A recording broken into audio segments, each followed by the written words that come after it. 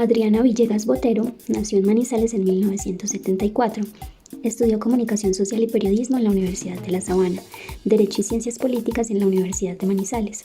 También hizo una maestría en Estudios Políticos en la Universidad Javeriana y un doctorado en Literatura en la Universidad Tecnológica de Pereira. Además, hizo varias especializaciones, ha trabajado como corresponsal en El Espectador, como jefe de control interno en Canal Capital, jefe de comunicaciones en la Registraduría Nacional y en el Ministerio de Vivienda, gerente en la Corporación Cívica de Caldas, docente en la Universidad Autónoma de Manizales y en la Universidad de Manizales. Ha escrito 2 libros, El oído miope y El lugar de todos los muertos. Ha ganado 3 premios Simón Bolívar en 1999, 2019 y 2021. Además, su novela El oído miope ganó el premio a Mejor Manuscrito de Novela en el concurso del Fondo de Cultura Económica de Bogotá. Rodeada de estantes repletos de libros, me atendió esta manizaleña de pura cepa, de carácter fuerte y decidido como el rojo carmín que lleva en los labios. Viste una blusa clásica color amarillo que resalta cada que suelta una carcajada al contar anécdotas de su vida. Es serena, centrada, modesta.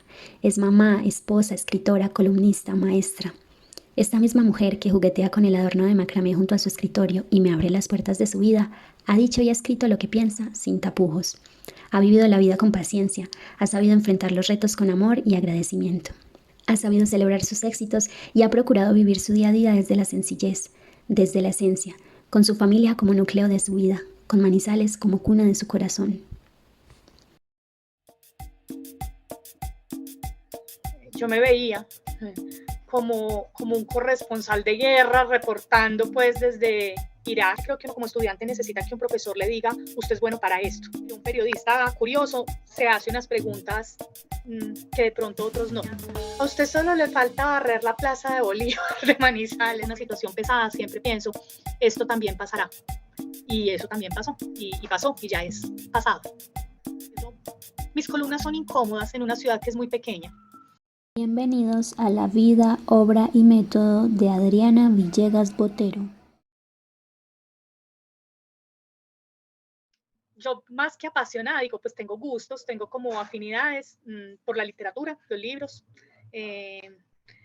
pues, la literatura en general, ficción y no ficción. Yo era muy lectora de novelas y cuentos y en los últimos tiempos me he concentrado también como en leer ensayo y cada vez me gusta más. Me gusta mucho pasear, viajar lejos o paseíto de salir por la mañana y volver por la tarde pues a un pueblito cerquita, eso me gusta mucho. Estar con mi familia, soy muy familiar de un núcleo pues chiquito, mi hermano, mis papás, mi pareja, mi hija. Consumo muchos medios de comunicación, todos los días leo mucho, le dedico mucho tiempo a leer por internet distintos medios, leer revistas, siempre he sido como muy lectora de revistas.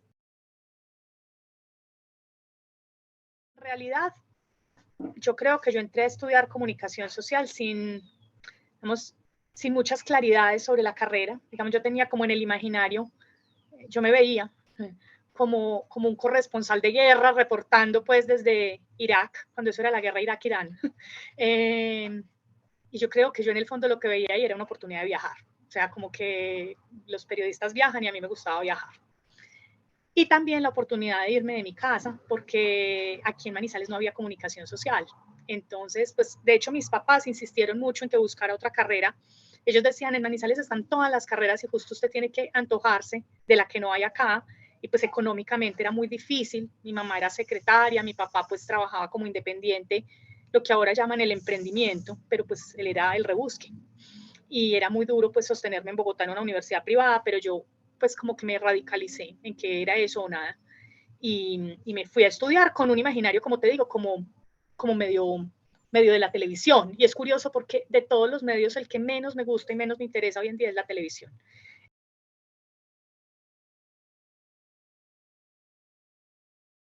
Yo sí creo que uno como estudiante necesita que un profesor le diga, usted es bueno para esto. Así no lo sea mucho, pero digamos como que usted tiene potencial para esto. Y a mí varios profesores me dijeron como usted tiene potencial para escribir. Y a mí no se me había ocurrido como como que yo tenía potencial para escribir, nadie me lo había dicho, y eso fue muy importante para mí. Entonces ya como que empecé a pensar, a mí lo que me gusta es la prensa, y yo debería dedicarme a escribir, y eso se volvió como una, claro, entonces entre más escribía, pues más confianza sentía también, y eso fue clave. La curiosidad, creo que es importante, o sea, sí, como ese, hay cosas que parecen que son obvias, pero un periodista curioso se hace unas preguntas que de pronto otros no. Me parece que mantener viva esa curiosidad es muy importante. Pues una curiosidad genuina que lo lleva a uno a hacerse preguntas, porque a veces a uno, pues uno ve en los medios, o a mí misma me han entrevistado, eh, como sin curiosidad, y no, sino más bien como con ganas de que yo responda lo que ya está preconcebido, ¿cierto? Como yo hace poquito escribía en una columna que le mandan a uno por WhatsApp como, oye, háblame sobre tal tema y mándame un audio de 30 segundos en el que me digas no sé qué. Y yo, pues, ¿para qué quiero? ¿Para qué me están preguntando, cierto? Bueno, entonces me parece pues como importante la curiosidad. Me parece muy importante que un periodista esté informado. Pues parece obvio, pero no lo es. Estar informado es una cosa, es como un hábito de vida. O sea, yo, por ejemplo, soy una persona que se levanta, bueno, desayuno tal, y como que para empezar el día, entonces abro, tengo en mis favoritos de Google, ¿cierto? Se me despliegan automáticamente las páginas que necesito todos los días de la vida. El Espectador, El País, Revista Cambio, La Patria, no sé qué. Bueno. Y eso es también los sábados, también los domingos, también cuando estoy en vacaciones, también cuando estoy en la cama enferma. O sea, es algo como, no es trabajo, es como un hábito. Yo necesito saber qué está pasando. Y me parece que muchos periodistas pierden tiempo buscando una información que ya salió publicada, pues, o que ya se había dicho, o no tienen el contexto. Entonces, diría que esos dos, como ser una persona curiosa y ser una persona informada.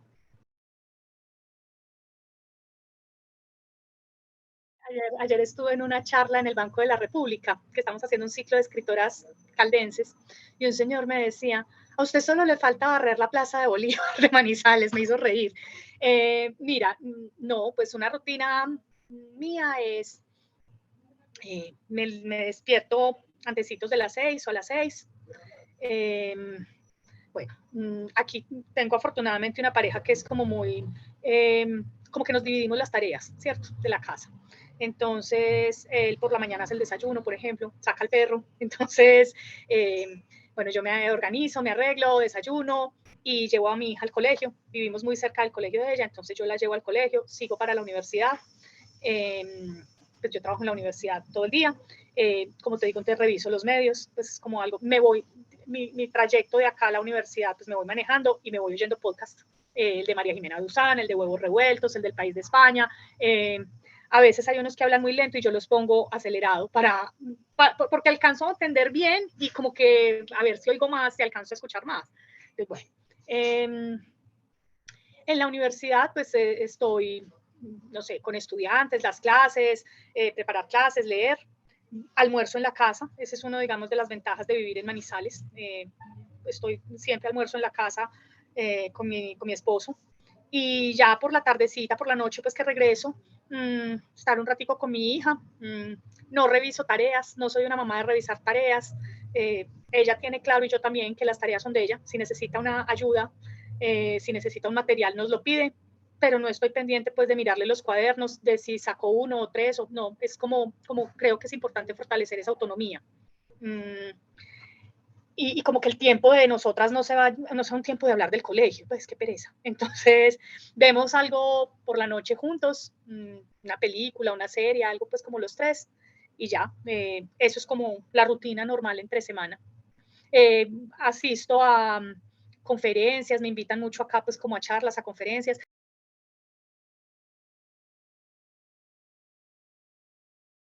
He escrito algunas pocas columnas que menciono pues la maternidad o el verla crecer tan rápido. O sea, digamos que en algunas columnas he mencionado, hace poquito me pidieron escribí una crónica para la revista Credencial, ahora que se alborotó el volcán. Entonces, que cómo era vivir al lado de un volcán activo. Y ese texto empieza con el chat de los papitos y mamitas del colegio. Entonces, pues, digamos que, pues como esa es parte de mi cotidianidad, pues aparece a veces. Sin embargo, no mucho pues porque finalmente es su vida y yo no quiero tampoco como exponerla tanto. Y porque a ella no le gusta. Hay una anécdota y es que el oído miope está dedicado, la dedicatoria del oído miope dice, para Alicia la dicha que sí fue. Esa dedicatoria tiene una razón de ser y es que antes de Alicia yo perdí un bebé y a mí me habían dicho que yo no podía quedar embarazada, entonces como que Alicia fue un milagro. O sea, primero no podía quedar embarazada, luego quedé y lo perdí y luego nació Alicia. O sea, Alicia es la dicha que sí fue. Y cuando ese libro circuló, pues yo lo escribí cuando ella era un bebé, como te decía ahora, pues 1 año, pero cuando ya circuló, ella ya tenía 5 años, 6 años, ya sabía leer. Entonces yo le mostré, mira lo que dice ahí. Cuando ella lo vio, ella era como, mamá, y esto lo dice en todos los libros. Y yo, sí. Mamá, todos van a saber quién soy yo, como molesta, pues, como por qué. Yo a veces he ido al colegio de ella, pues que me han invitado como a hablar de cosas, del informe de la Comisión de la Verdad, de literatura, y ella es como penosa, pues como que, como, ay, ¿por qué? O salimos a la calle y entonces a veces la gente, pues uno se encuentra con gente conocida, ay, mamá, tú eres famosa, a ella no le gusta eso, no se siente cómoda, entonces pues trato de no, tampoco de no mencionarla mucho, ¿cierto?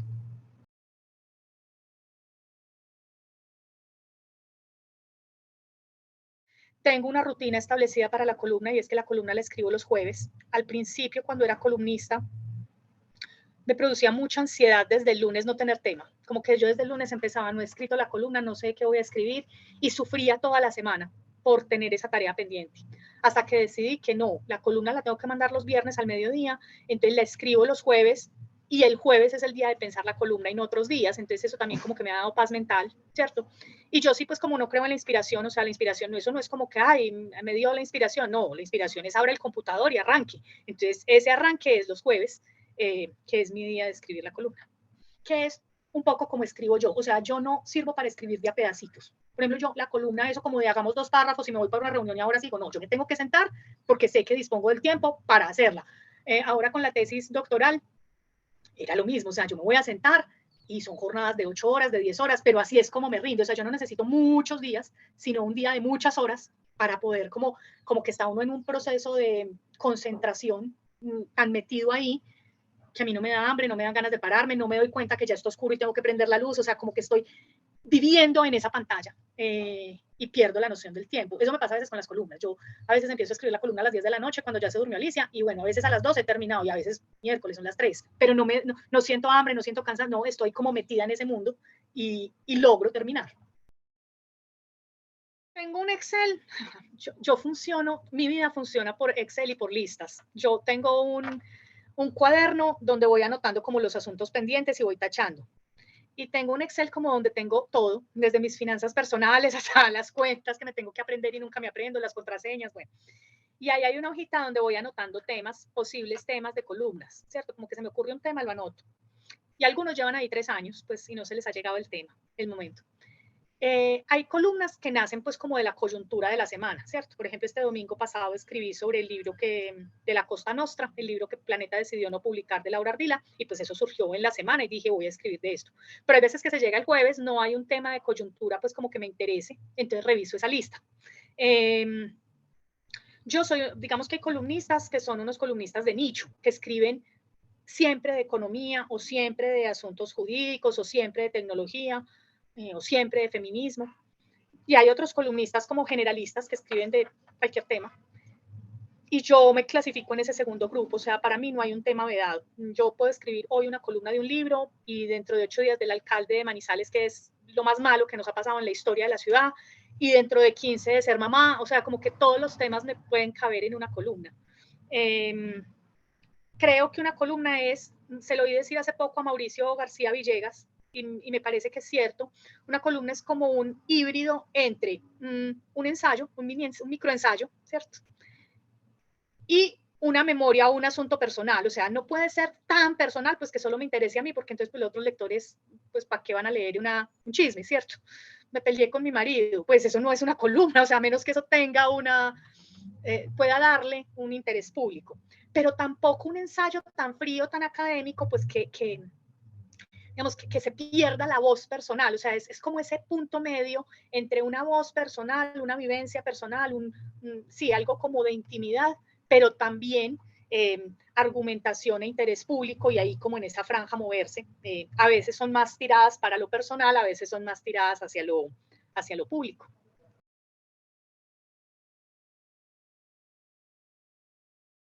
yo soy columnista en La Patria, que es el periódico de Manizales. Si yo fuera columnista en otro medio, a lo mejor, pues no sé, digamos, es una especulación, ¿cierto?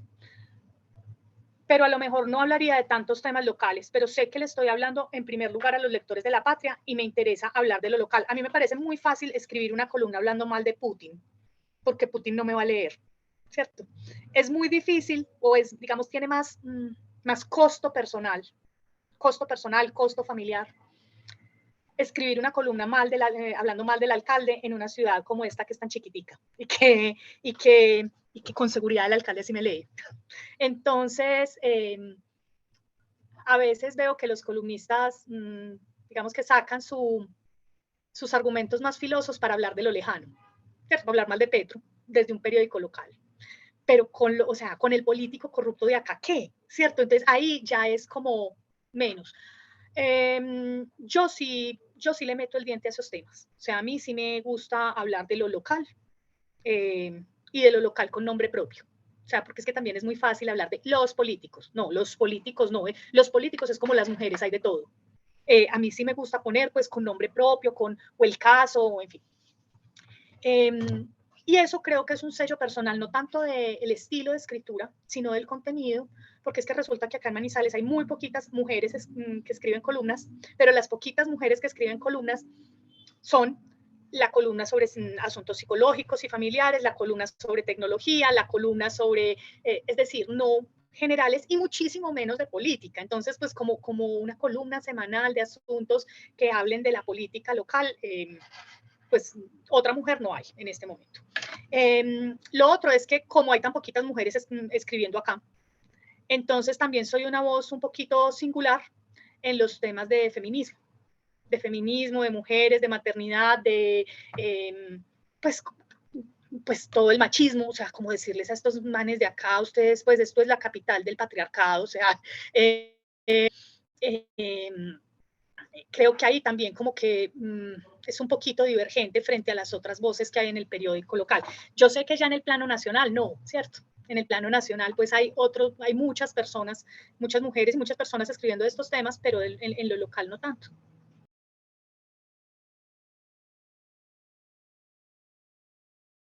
¿Por qué me lee la gente? Pues no sé, o sea, creo que puede, digamos, quisiera yo creer más bien que, bueno, tiene que ver con el contenido, pues como con los temas que toco, pero también porque encuentren una columna que como pieza de escritura está bien pensada. Es decir, no significa que no tenga errores, por supuesto que yo escribo, se me van errores. Es muy común que yo mando la columna y el sábado pienso, el título debió haber sido este otro, o sea, como que la buena idea se me ocurre pues cuando ya se fue. Bueno. Pero sí me tomo el trabajo como de pensar la escritura y de trabajarle mucho como a la edición. De hecho, me toma más tiempo editar que escribir. Y sí creo que, aunque en este país hay muchos columnistas, hay muchas, hay muchas columnas de opinión, hay mucha columna que desde el punto de vista de la calidad del texto es dudosa. Y yo sí creo que la gente yo sí creo que la gente percibe ese tipo de cosas.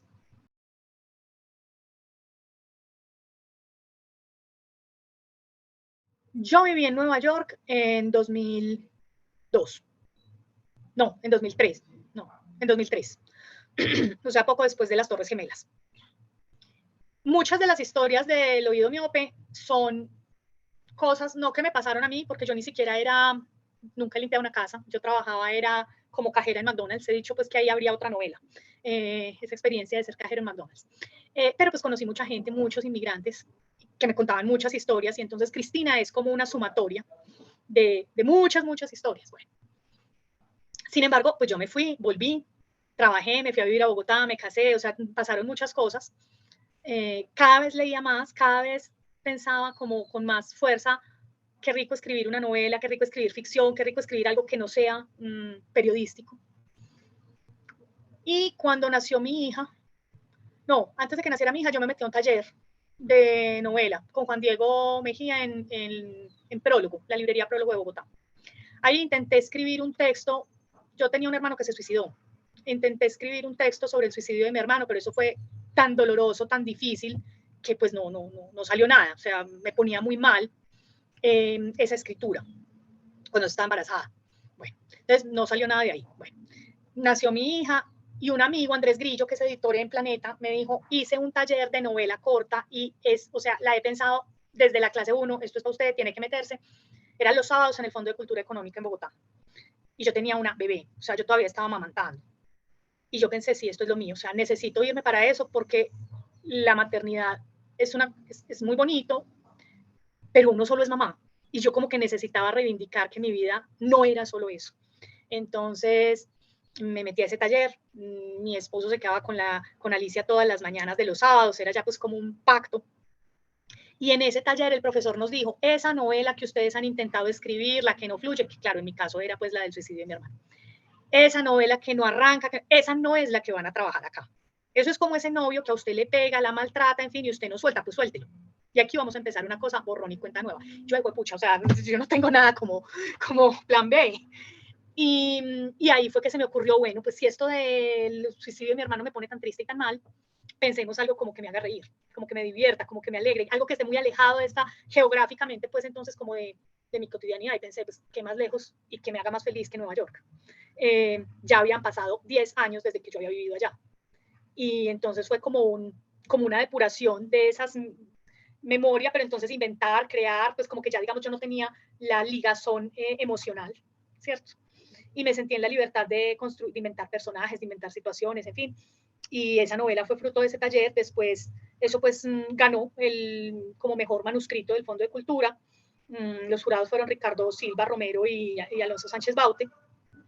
Y entonces ya eso, pues como que lo que te decía al principio, como de la gente que lo estimula a uno. Ellos me dijeron, aquí hay una novela, termine pues como de pulirla, pero claro que este manuscrito pues es publicable. Yo le trabajé, la presenté a Alfaguara, pues la presenté a varias editoriales, ninguna respondía. Eso uno se imagina pues que mañana le van a contestar, no pasaron los meses, nadie nada. Y por ahí un año después me llegó un correo de Alfaguara, de Ana Roda, diciendo que estaba interesada en tomarse un café conmigo. Y ahí pasó mucho tiempo, por ahí otros 2 o 3 años antes de que saliera publicada.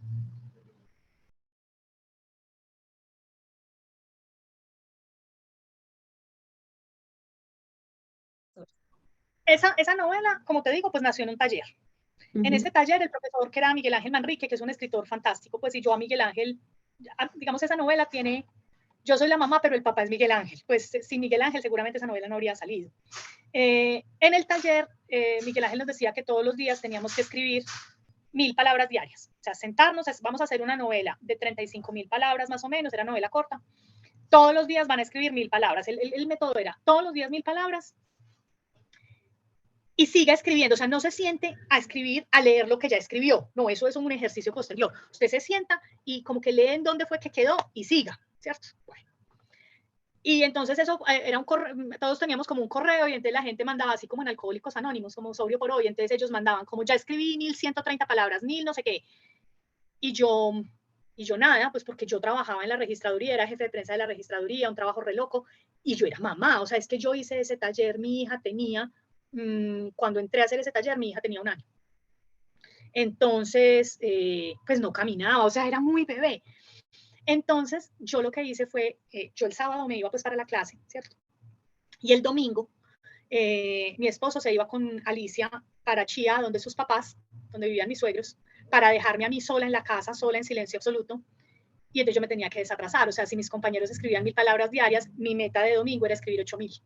¿Sí? O sea, como hacer la tarea de toda la semana.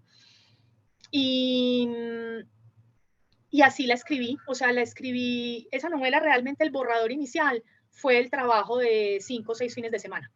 Eso fue el manuscrito inicial. Ya, claro, después, como te decía ahora con las columnas, o sea, lo difícil no es escribir, lo que toma tiempo es editar, pero es la parte que a mí más me gusta. Me tomó mucho más tiempo editar, reelaborar, reacomodar. Es como la parte juguetona de la escritura, es esa, como toda esa carpintería de la edición. Pero el borrador inicial fueron eso, 6 fines de semana, yo sentada de tiro largo.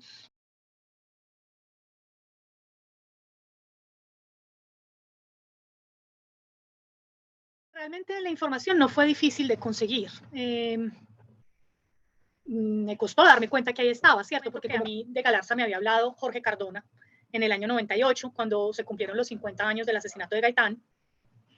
O sea que yo desde el 98 sabía esa historia. y la vine a escribir en 2018, o sea, 20 años después. Tal vez lo más difícil fue, hay mucha información documental, ¿cierto? Muchos datos, muchos, sí, como que a uno a veces todo le parece importante cuando todo es tan desconocido. Organizar esa información. Entonces, como que la información realmente quedara sólida, pero agradable para el lector, pues como que no fuera un informe forense, ¿cierto? Sino que realmente fuera una historia, pues que le contara algo al lector. Y también, pues es un asesinato que ocurrió hace 80 años. Cómo conectarlo con el país actual, ¿cierto? Que eso lo logramos en El Gancho, cuando decimos pues que acaban de matar a los periodistas del Comercio de Ecuador, que los acaban de matar, o sea, siguen asesinando periodistas, y entonces les vamos a contar la historia del primero.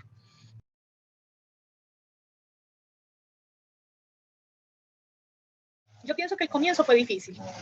El comienzo en El Espectador, yo entré como practicante, no me pagaban. Hoy en día todos los chicos que hacen prácticas, lo primero que preguntan es si la práctica es remunerada. Y descartan la práctica si no es remunerada. Y a mí en El Espectador no me pagaban, y había compañeros en ese entonces pues, que me decían, la están explotando, porque además yo llegaba a las 9 de la mañana y cuando eso no había Transmilenio. Y yo tenía que salir a las 10 de la noche a coger un bus ejecutivo, que era pues un peligro. Pero yo te digo que si hoy volviera como hacia atrás, yo en ese momento en El Espectador yo sentía que yo debía pagarles por todo lo que estaba aprendiendo. Y pienso que esa práctica fue determinante, o sea, si algo me ha marcado profesionalmente fue la oportunidad de estar en El Espectador. Pero claro, al principio fue muy difícil, pues porque yo había sido una estudiante buena, o sea, una estudiante becada, buena, buen promedio, los profesores me decían que era muy buena, y llegué al periódico y me di cuenta que no sabía, yo no tenía fuentes, yo no tenía velocidad, muy desinformada, yo no tenía el hábito de oír radio, entonces, pues, súper desinformada. Entonces, coger ese ritmo, digamos, de sala de redacción, trabajar los sábados, trabajar los domingos, trabajar el 24 de diciembre, o sea, eso fue, que yo era una niña mimada, me dio muy duro, muy duro. Desde que soy columnista, yo a veces trato como de pensar que no, pero pues es evidente que sí. He perdido, no sé cómo decirlo, mis columnas son incómodas en una ciudad que es muy pequeña. Y hay empleadores, hay jefes, hay amigos que preferirían que yo no escribiera sobre algunos temas o no escribiera en ese tono. A veces soy demasiado incómoda. Y eso tiene costos laborales, personales, que no son fáciles, ¿cierto? Fue difícil desde el punto de vista familiar, la columna que escribí sobre los cantos de los soldados, con la que gané el Simón Bolívar de opinión. Pues a mí me citaron al batallón, la citación fue entregada a la mano en la puerta de mi casa, fueron unos días de intimidación muy malucos, que a mí no me incomodan, que afortunadamente mi pareja también es como tranquila en ese sentido, pero por ejemplo mis papás no, mis papás estaban muy estresados porque pues como la gente los llamaba y les decía, pero Adriana, ¿cómo está? Pero sí está bien, pero es que esa gente es peligrosa, y claro, ellos digamos que se asustan. Entonces esa fue una época pesada.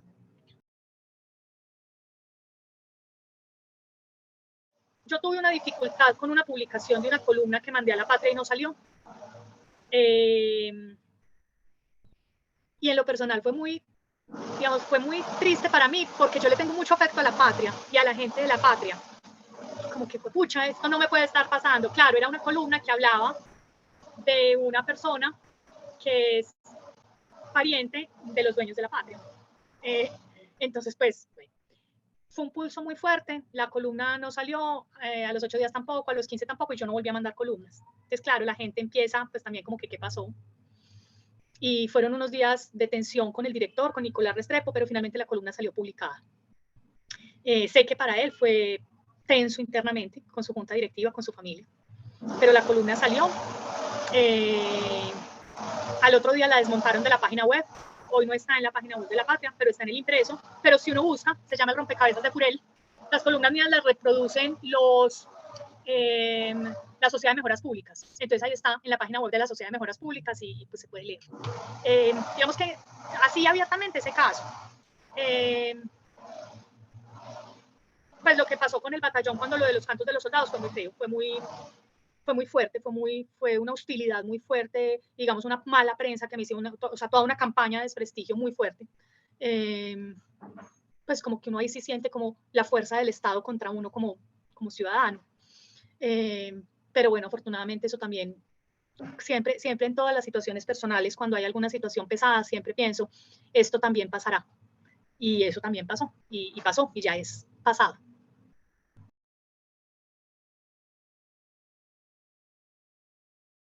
Ya publiqué una novela, ya publiqué un libro de cuentos, ahora voy a publicar un relato juvenil. O sea, yo veo la escritura, incluso las columnas, como un espacio de creación, de creatividad, yo he escrito columnas que son un monólogo, columnas que son un diálogo, columnas que son un listado, columnas que son, o sea, como mucho la exploración con el lenguaje, con la forma. ¿Qué me interesa en la escritura? Eso, como explorar hasta dónde me da el lenguaje, hasta dónde puedo como forzar. Pues no forzar, como hasta dónde puedo fluir, hasta dónde puedo llegar.